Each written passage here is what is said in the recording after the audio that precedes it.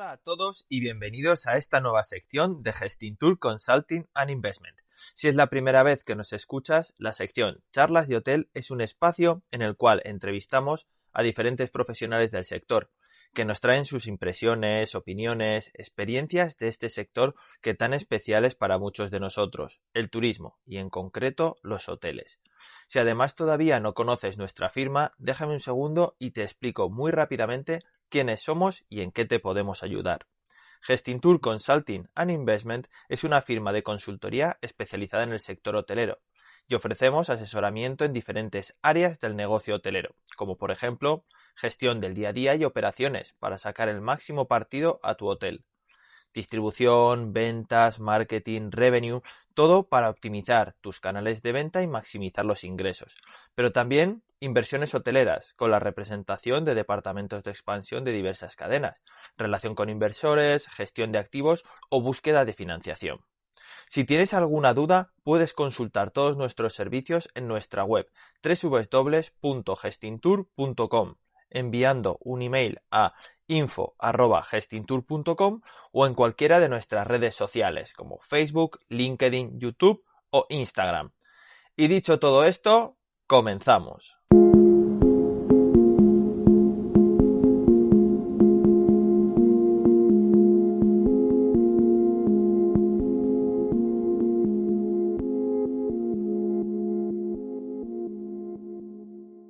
Hola, buenos días a todos, una vez más a este podcast de Gestintour.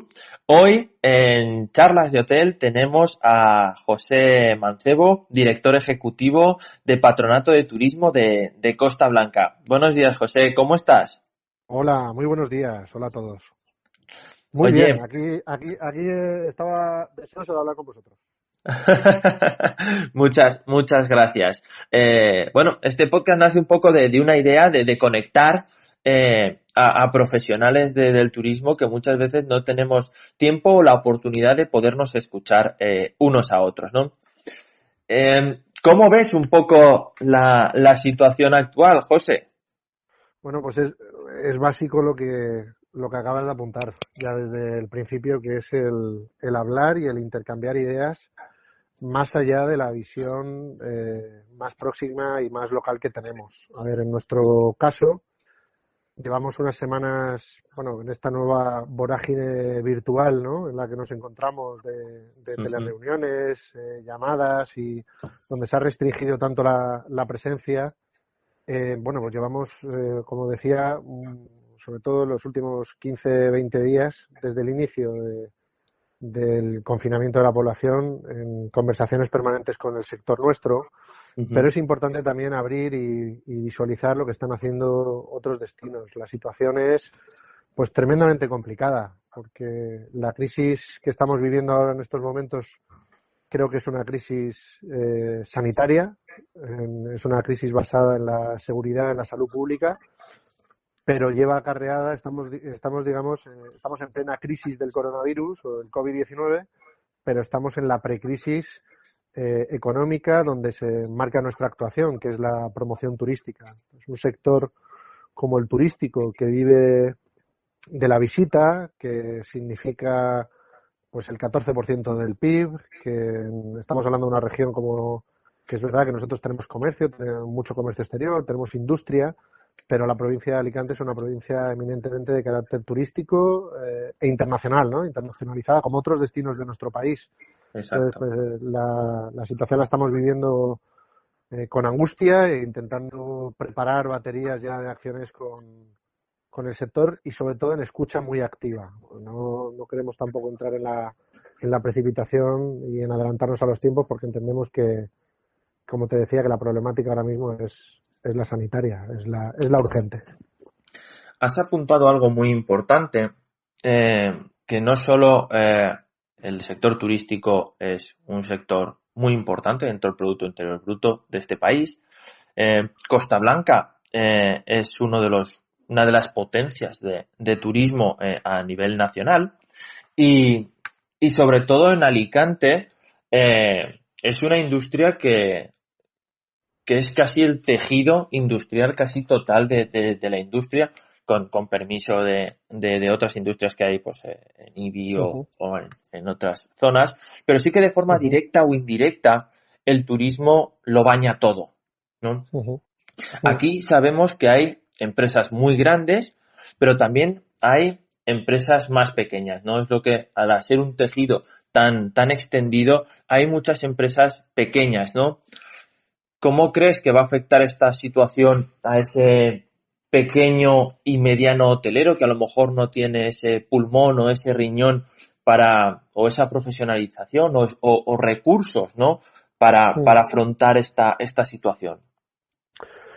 Bueno, la primera parte de la cuestión, yo creo que sí, que hace tiempo que el turismo dejó de ser solo una industria para convertirse casi en una forma de ser, ¿no? Una Ujú. forma de entender y que impregna como un macrosector una cultura a nivel corporativo. Es decir, es imposible que en nuestra propia génesis empresarial nazcan proyectos empresariales que no tengan algo que ver con el turismo o que no valoren el turismo como una potencialidad o el estilo de vida más allá del turismo, ¿no? En nuestra zona, el asentamiento de empresas de fuera, pues por ejemplo así lo prueban, ¿no?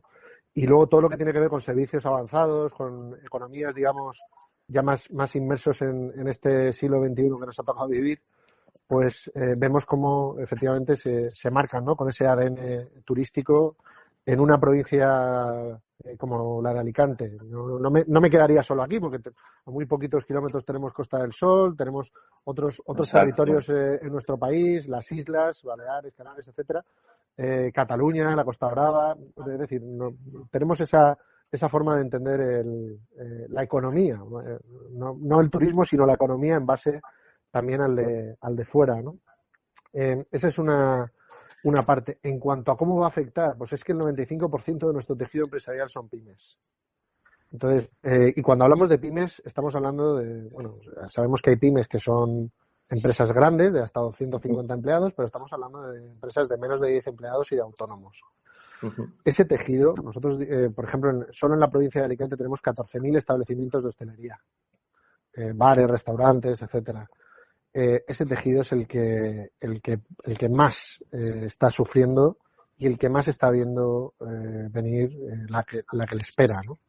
Porque es como digo, si en la primera parte de la cuestión que te respondía, al ser Ujú. una cultura, al entender la forma de vida, el negocio, no solamente vale con una adaptación hacia lo digital, hacia el teleservicio, etcétera, sino que es que nos están tocando en nuestro ADN, en nuestra génesis, en nuestra forma de ser empresarialmente.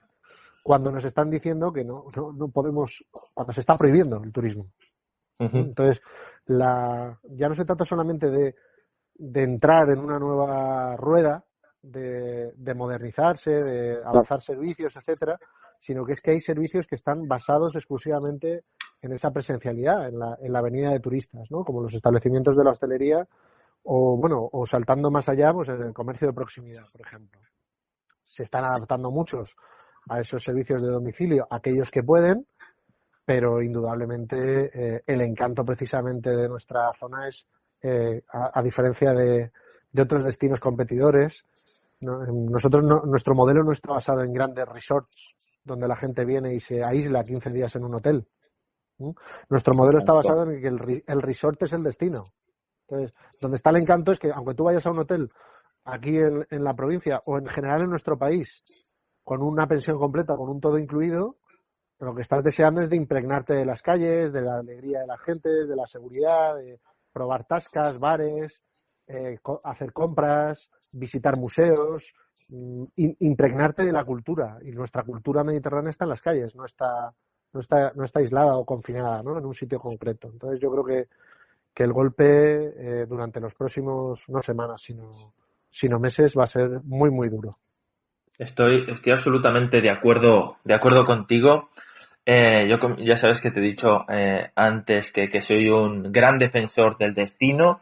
Creo que en España en sí vende destinos, no, y los hoteleros muchas veces piensan que el cliente es atraído por su hotel, pero no viene pues gracias a esa oferta de restaurantes, a esa oferta de ocio, a esa oferta complementaria, ¿no? Lo que es el destino. La gente viene a Alicante o viene a un municipio para poder disfrutar de esa gran calidad hotelera, pero sobre todo el vivir unas vacaciones mucho más amplias que el estar dentro de un resort, ¿no?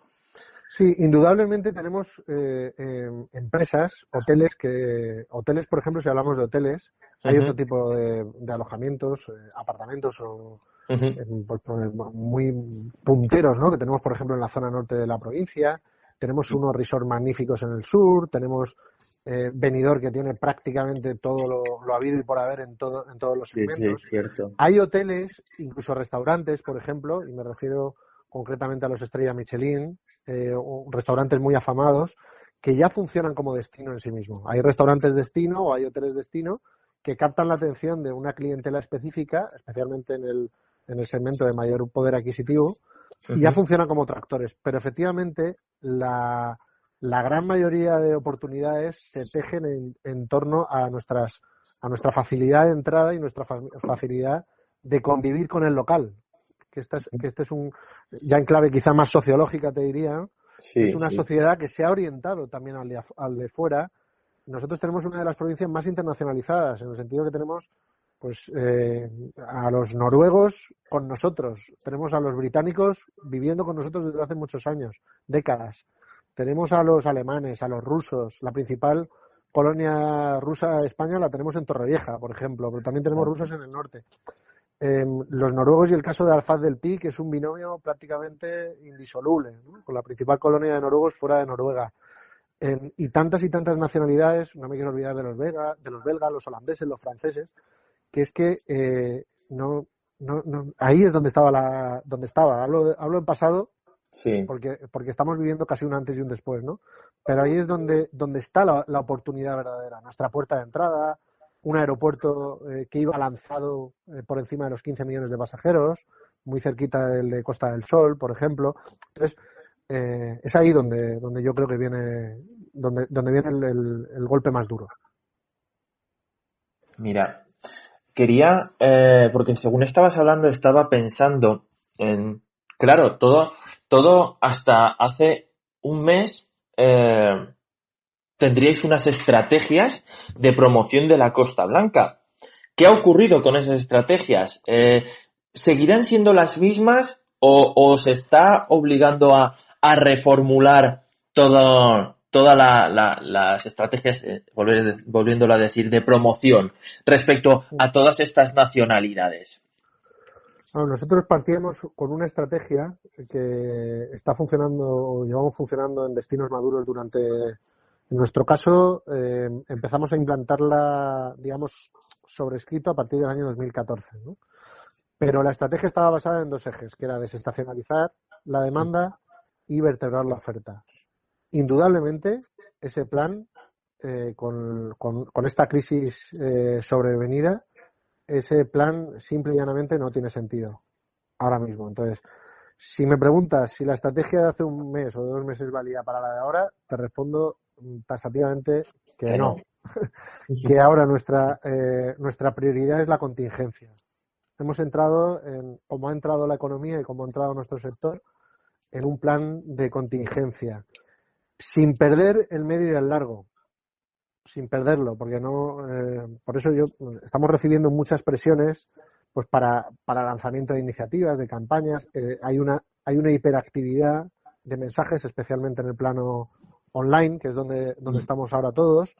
Pero bueno, nosotros estamos optando ahora mismo por lanzar contenidos muy blandos Ujú. y fijar una estrategia que nos permita tener cintura en los próximos meses, porque es que el que diga la situación, cómo va a estar la situación a nivel económico dentro de 6 meses, ese miente.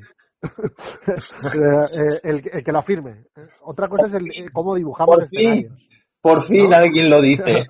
Claro, entonces, yo cuantas más previsiones leo, más consciente soy que estamos trabajando sobre escenarios que son muy cambiantes. Entonces, no Sí. queremos lanzar campañas que nazcan viejas, ni Ujú. queremos ir con claims o con ejes con los que tengamos que ser incoherentes pasado mañana.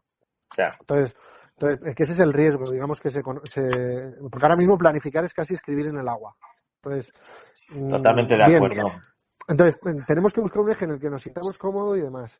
¿Cómo lo estamos haciendo de nuestro destino? ¿Cómo estoy planteándole yo al equipo? ¿Cómo estamos trabajando, digamos, también desde la parte institucional con mi presidente, con el presidente de la Diputación?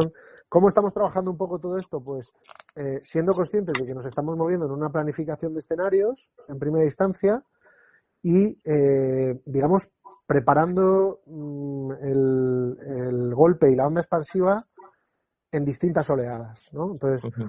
yo, en el diagnóstico que hacemos, yo pienso, después de todas estas reuniones, líneas de trabajo, etcétera, que el primer impacto tiene que ir hacia básicamente, estamos ahora mismo en una economía casi de guerra, como han afirmado muchos, una Ujú. economía de subsistencia, entonces tenemos que ir a coser el sector, tenemos que ir a trabajar en la estimulación básica del consumo, ¿vale? Esa tiene que ser un poco la línea de volver no de volver a la normalidad, porque creo que ese mensaje es erróneo, porque vamos a volver a otra normalidad, ¿no? No volveremos a la normalidad de antes, sino volveremos a otra distinta. Entonces, esa en primera instancia. Y luego, a medida que se vayan abriendo los puentes, otra vez, los puentes hacia lo nacional, los puentes hacia lo internacional, entonces, a medida que vayamos abriendo los puentes, que estamos hablando de meses para que esto Ujú. ocurra, pues tendremos que ir haciendo estrategias conscientes de que nuestro destino se abre. Porque nosotros hemos trabajado siempre en una premisa, que es una premisa de libertad de mercado y libertad de movimiento, de movilidad, de oportunidades en torno a la movilidad, a la conectividad. Llevamos años trabajando de esta manera. Esas Exacto. oportunidades las estábamos trabajando en clave de producto, pues para intentar desestacionalizar lo máximo posible y para intentar, en nuestro caso también, vertebrar el territorio. Costa Blanca es costa, pero también es interior. Nosotros representamos los intereses de toda la provincia de Alicante. Entonces, estamos hablando de 141 municipios y llevamos años incorporando al interior también a esta estrategia, ¿no? Más allá de, digamos, de estrictamente los municipios costeros, ¿no? Y el sector que ha vivido en la costa, que es donde más se ha desarrollado el turismo en todo el Mediterráneo, ¿no? Entonces, esa estrategia ahora mismo pues tiene que pasar a un segundo plano, pero no podemos olvidarla, porque tardarán meses o tardaremos el tiempo que se tarde, ¿vale? Pero bueno, tenemos que ser coherentes también con que a medida que ese destino sea abierto, pues abramos la estrategia y sea fácil abrirla, que es lo complicado. Hemos hablado de que somos un destino internacional. Hemos hablado, bueno, de que en muchos casos pues ciertas zonas en costa pues sí que estaba planificado o configurado desde su origen para un turismo quizá de más volumen, ¿no? Uh-huh. Hemos hablado pues de un matiz muy importante que es la libertad de movimiento de las personas. Ahora mismo eso hasta cierto punto no existe, no se han cerrado, pero sí que se han vuelto más duras esas fronteras, que seguramente en el corto plazo no va a volver a haber una apertura absolutamente como la que existía, sino que habrá ciertas restricciones simplemente pues por ese miedo o ese intento de control del movimiento de las personas para evitar la nueva propagación de la situación, Uh-huh. ¿no? Sí. ¿Puede la Costa Blanca sobrevivir en base al turismo nacional? Ese es el claim, ¿no?, que está utilizando todas estas personas que están haciendo previsiones pues en base a los datos que tienen y que son totalmente inciertas o que simplemente tienen un objetivo optimista y casi más psicológico que económico. Sí. A ver, a nivel país son 80 millones de desplazamientos a nivel internacional de visitantes lo que viene, ¿no? Lo que ha venido El solo en un último año, año. ¿no? Entonces, 84, ¿no? Sí, sí, por Bueno, ahí, sí, sí. sí, por encima de los 80 millones. Entonces, la base del éxito de nuestro turismo vamos, marcada mucho por la apertura hacia la internacional. No de ahora, ¿eh? Desde su desarrollo en los Desde años el 50 y origen. 60, claro. Entonces, Es ahí donde hemos encontrado nuestra forma de trabajar, nuestra forma de ser. Al principio muy centrada en el vacacional, perdón, y luego, como decía, abriéndose a otro tipo de productos. Lo que ocurre es que no es que podamos vivir solo del nacional. Lo que ocurre es que esta situación, desde mi punto de vista, ¿no? Yo creo que nos aboca a todos los territorios, y me da igual el territorio del que hablemos, puede ser una provincia, una comunidad, un país, pero nos está abocando o nos aboca, por lo menos en el corto, para poder respirar, para poder salvar al mayor número de empresas posibles, para poder, nos está abocando a medidas o a campañas o a mensajes más proteccionistas. Nos aboca el modelo, o sea, nos aboca digamos la situación. Pero esto es por una cuestión obvia, porque si los desplazamientos entre comunidades, por ejemplo, ahora mismo no están permitidos, ¿no? O entre países. Uh-huh. Y además esta situación puede ser que se demore, porque la situación que está pasando aquí el país puede ser una, pero en el Reino Unido, por ejemplo, nuestro principal mercado emisor, en los próximos meses puede ser otra, ¿no? Exacto. Entonces, primero lo lógico es trabajar en el impulso de dentro hacia afuera. A medida que nosotros podamos salir a la calle, ¿no? A medida que se levanten estas medidas, pues si van saliendo los niños, ¿no? Veremos campañas para los niños y las familias. Y en el momento en el que salgan los mayores, probablemente veamos iniciativas, campañas, mensajes dirigidas a ellos. Esto es una cuestión tremendamente lógica. Sí. Si después van a venir los niños de fuera de España, pues iremos a los mensajes para fuera de España. Y si vienen los mayores de fuera de España, pues vendrán los mensajes hacia los mayores de fuera, ¿no? Y luego hay movimientos que se están produciendo en el mercado paralelos a las cancelaciones de la programación aérea, de las líneas aéreas, como es perfectamente lógico en estos casos. En este caso tan extraordinario que estamos viviendo, hemos visto cómo Alemania ha rescatado directamente a TUI. Exacto. Eso que en el sector yo creo que ha pasado más desapercibido, es lo que a mí me da esa sensación, ¿eh? Yo creo que no se ha querido dar importancia a esa noticia. Pero eso implica la nacionalización de TUI. Exacto. Más o menos velada, ¿vale? Entonces, ese movimiento es un movimiento por parte de la cabeza, o de una de las cabezas, si no la cabeza de la Unión Europea, que ha dicho claramente que va a proteger a su principal operador. Que a nosotros, que TUI esté saneado, a todos los destinos españoles nos viene muy bien. No cuento nada en el caso de Canarias, por ejemplo, ¿no? Entonces, nos puede venir muy, muy, muy bien. Pero bueno, no deja de ser una medida que nos pone en la pista de por dónde están yendo determinados gobiernos en medidas económicas, ¿no? Entonces, yo creo que el planteamiento tiene que ser, pues, y además, en una perspectiva como la nuestra, que no deja de ser local o provincial, ¿no? Pues tiene que ser de dentro hacia afuera, para poder salvar a tu vecino, ¿no? Que tienes más cerca, al administrado en primer lugar. Yo creo que ese planteamiento es lógico. Lo que pasa es que debemos hacer o promover iniciativas que después nos permitan abrirnos. No ir nunca contra el viaje, contra el desplazamiento, etcétera. Necesitamos coser desde dentro, pero necesitamos también pensar que para vivir el turismo necesita la visita del de fuera, ¿no? Entonces yo creo que ese juego en la cuerda floja es el que tenemos que poner en marcha los destinos. Me has introducido ya la siguiente pregunta, que era ¿cuál es el papel del Estado? ¿No? Me lo has introducido al hablar de esa noticia de TUI rescatada o nacionalizada. Para mí es nacionalizarlo, aunque parece que es una palabra muy grande, ¿no? Que choca contra los valores de este siglo, ¿no? Después de los últimos 20, 30 años en los cuales el proceso ha sido totalmente al revés, ¿no? Privatizar muchos de los servicios, ¿no?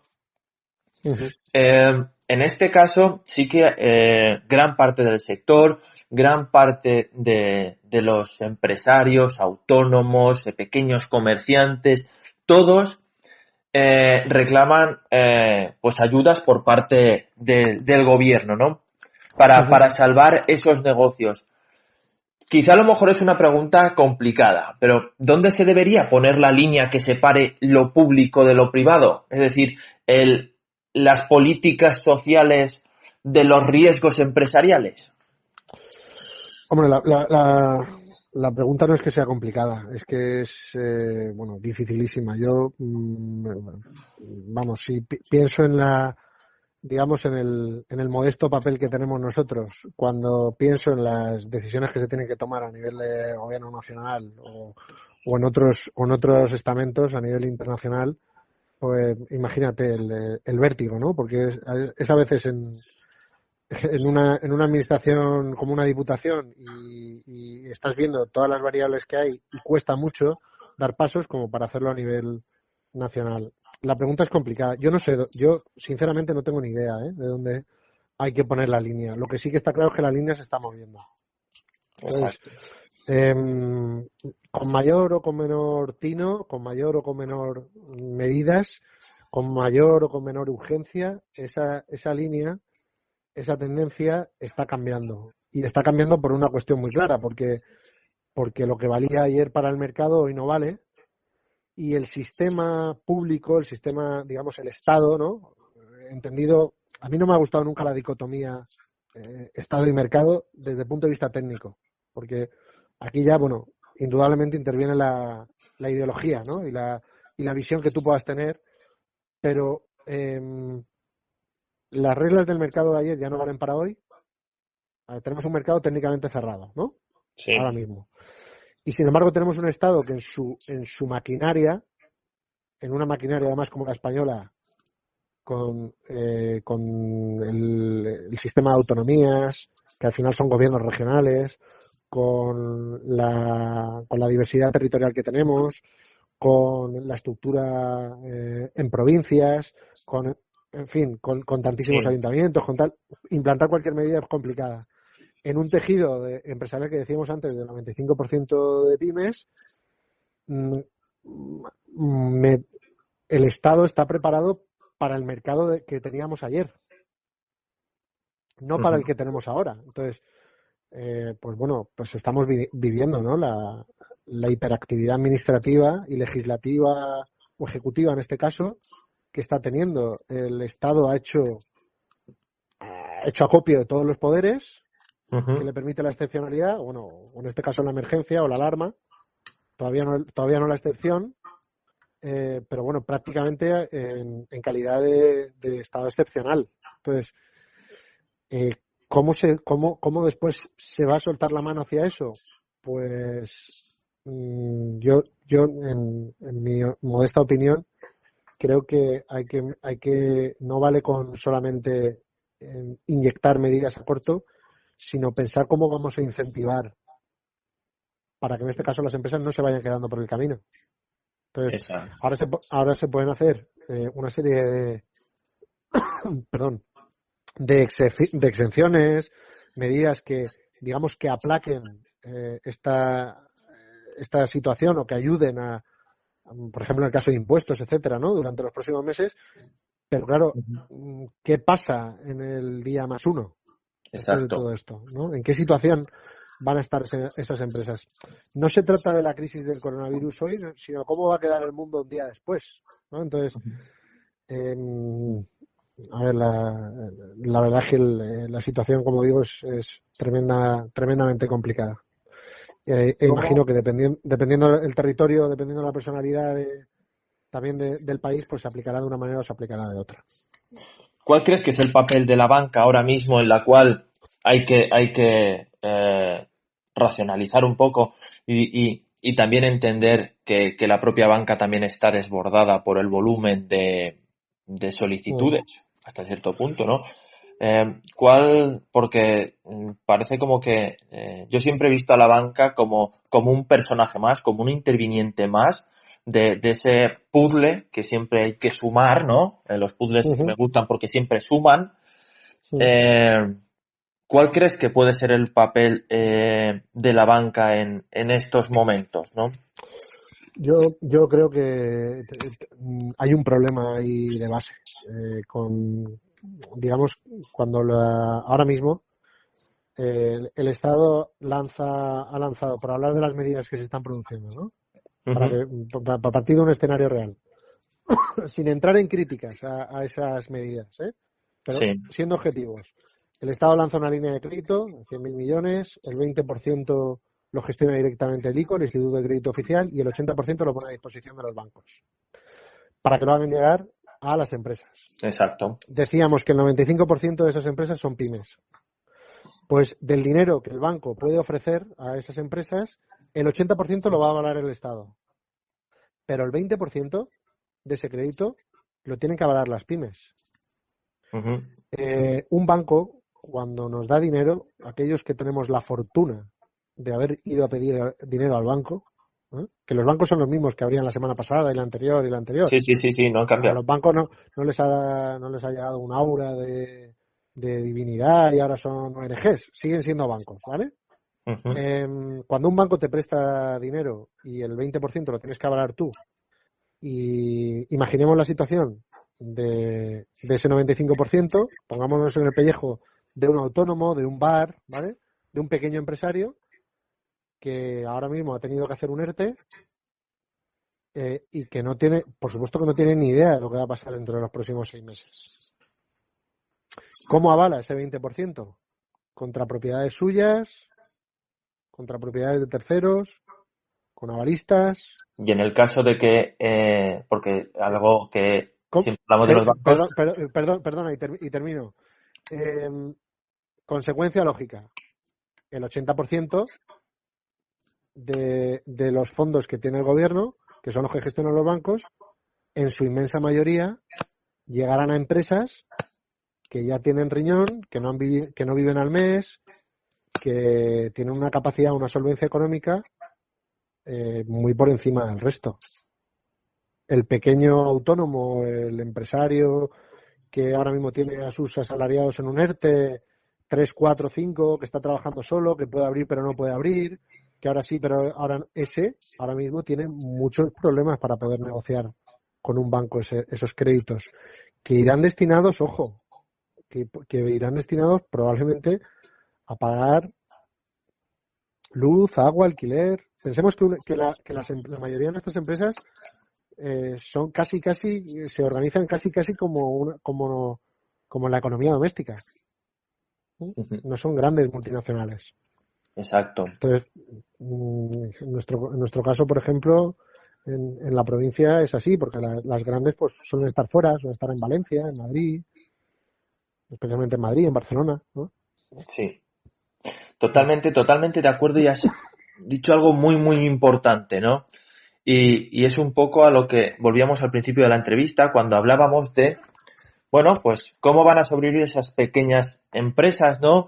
Y si muchas no están, esta situación ya les ha abocado y sobre todo la mentalidad de intenta buscar por tus propios medios cómo salvar tu negocio y no esperes quizá tanto estos créditos, estas ayudas, que sí que debes solicitarlas, que sí que será una ayuda, pero evidentemente, por eso te hacía la pregunta de la banca, ¿no? La banca va a pedir unas garantías.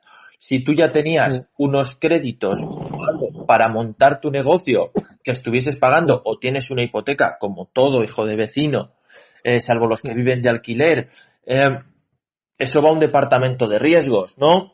Eh, Claro, yo creo que al autónomo, a la empresa, a la mayoría de nuestras empresas, ahora mismo eh, ir a un banco a pelearse para conseguir el 20% ese, o avalarse o sobreendeudarse aún más, pues lo único que puede ser es aún ponerle más el pie en el cuello. Creo que el gobierno tiene otras herramientas, la exención fiscal, la demora de los impuestos. En el momento en el que las cuotas de autónomos se automatiza, por ejemplo, de una manera clara, el gobierno deja de cobrarlas durante 3 o 4 meses. En el momento en el que fiscalmente, IRPF, etcétera, todos los impuestos asociados deja de ingresarlos o los pone en stand-by el gobierno, en ese momento el empresario, el autónomo, siente que ya tiene disponible. Le estás dando no solamente liquidez, sino la posibilidad de que te devuelva la deuda o que devuelva los impuestos cuando haya pasado esto, poco a poco, en un plan, sin recargas, sin intereses. yo creo que ahí es donde el autónomo dice, mira, pues los 2.000 o los 3.000 euros que se me iban a ir este trimestre, o los 4 o los 5.000 euros que se me iban a ir este trimestre para impuestos, esto lo tengo ahora mismo para poder seguir pagando mi alquiler, para poder eh, comprarme la furgoneta que me hace falta o remodelarla para trabajar a domicilio, no sé qué, para yo creo que es ahí donde el empresario, el pequeño, siente que ha ganado capacidad adquisitiva, no en dinámicas que es que tenemos que recordar eso, que los fondos ICO no son a fondo perdido, son contraval. Entonces, eso implica un proyecto detrás, eso implica, pues eso, unos avalistas, no son complicados. Yo tengo muchos amigos que son autónomos, buenos amigos que son autónomos y que han ido a la ventanilla del banco, vamos, que me están contando esa realidad y Sí, sí, no, sí. no es tan sencillo, no es automático, desde luego. Es Exacto. más, los otros temas relacionados con la exención fiscal, con ayudarles a nivel de cuotas de seguridad social, etcétera, lo que les puede ayudar por lo menos a levantar la cabeza, ¿no? Y a no sentir que tienen la presión ya en el cuello. Aunque pueda venir después, pero por lo Exacto. menos poder aguantar estos meses. Totalmente, totalmente de acuerdo contigo, José, porque nosotros, bueno, a través del servicio de consultoría gratis de Gestintur que estamos haciendo, ayudando a todos los hoteleros de forma gratuita y desinteresada, muchos nos vienen con esta pregunta, ¿no? Y, y nosotros les ayudamos a gestionar estas financiaciones, a hacer estas solicitudes, a buscar estos avales, Ujú. pero también hay que ser transparente con ellos y decirles que eso puede ser parte de la ayuda, que tiene una gran complicación, que no es más fácil pedir dinero ahora que lo era antes Mm, y que todo pasa un poco por poner en orden la casa y hacer una economía de guerrilla, ¿no? Pero para ir acabando esta entrevista y acabar sí, con optimismo, ¿cuál es el sí. mejor consejo que podemos dar a las empresas turísticas? Uy, uf, El mejor, sé que no hay, como decía mi abuela, no existe la purga Benito, ¿no? Eh, sí, sí, sí. un, A un ver, yo consejo. soy muy cauto porque es que además dar consejos a alguien que se juega con su día a día, su patrimonio y su ilusión es su empresa, ¿no? Vamos, es muy presuntuoso.